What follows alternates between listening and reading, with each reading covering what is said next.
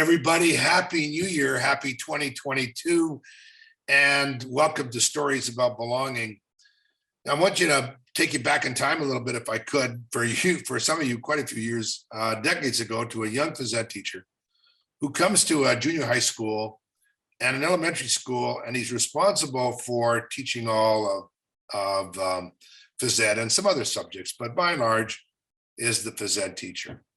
And this young teacher notices that maybe there's something missing in the school, that morale may not be as high as he thinks it might be.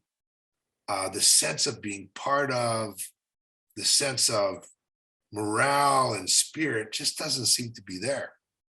So he challenges himself to think about a way to add to that spirit, to add to that excitement, to add to that morale.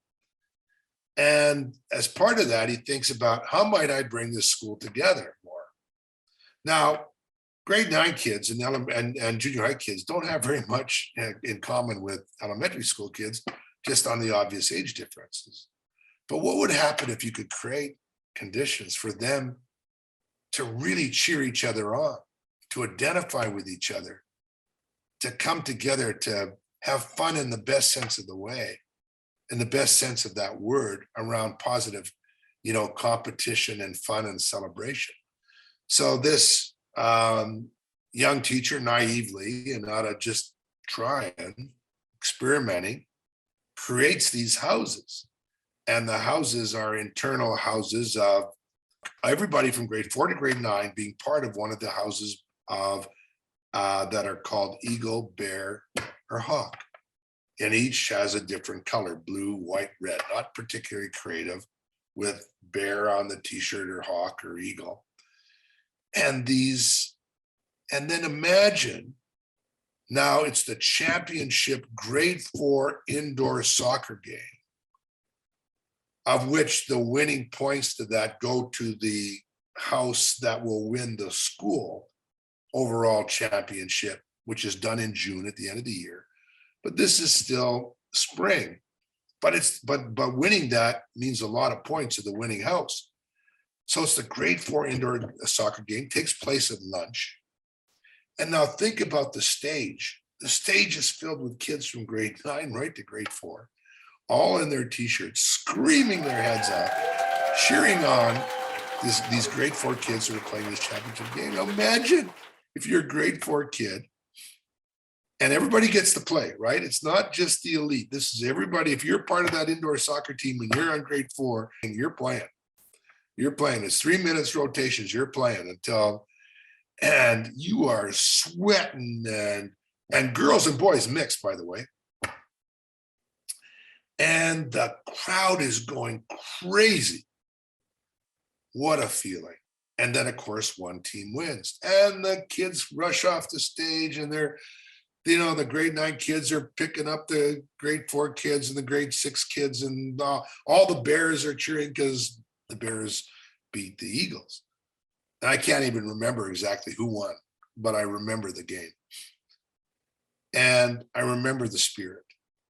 Now, why I'm sharing this story with you is that I happen to be that young, naive phys ed teacher. One of the greatest moments of my life was being part of St. Nicholas, that school where I had a chance to create this opportunity for kids to be part of these houses. And it was one of many, many, many things that the faculty and the students and the parents and the kids got together to create. But that lesson has stuck with me. And what stuck with me is the importance of trying to make conditions for everybody, regardless of where they are, and the differences that might be there, to belong and to be part of.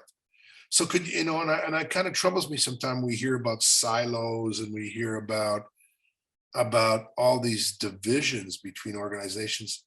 But imagine if we all felt part, not only of the bigger organization, but we cheered on each other in a cross-organization way, our successes, how much fun we could have. I'm wondering sometime if every organization, if you just create houses and replicate that and have fun with it, I say that seriously. However, that may not always be practical, but we can always create these conditions for spirit, fun, to be part of, to celebrate across groups and across divisions, and bring people closer together rather than focusing on their differences. That's a really part of this notion around belonging. And I can tell you, performance goes up, spirit goes up, morale goes up, fun goes up, excitement goes up, and everybody makes a difference. And that's what we're talking about and talk about belonging. So I hope that story kind of maybe sticks with you and kind of hangs with you, maybe inspires you to think about something in your organization in 2022. It does for me.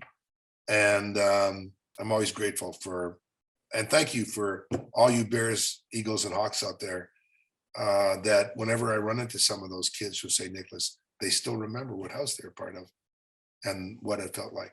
Thanks. And we all want to belong and contribute and be part of.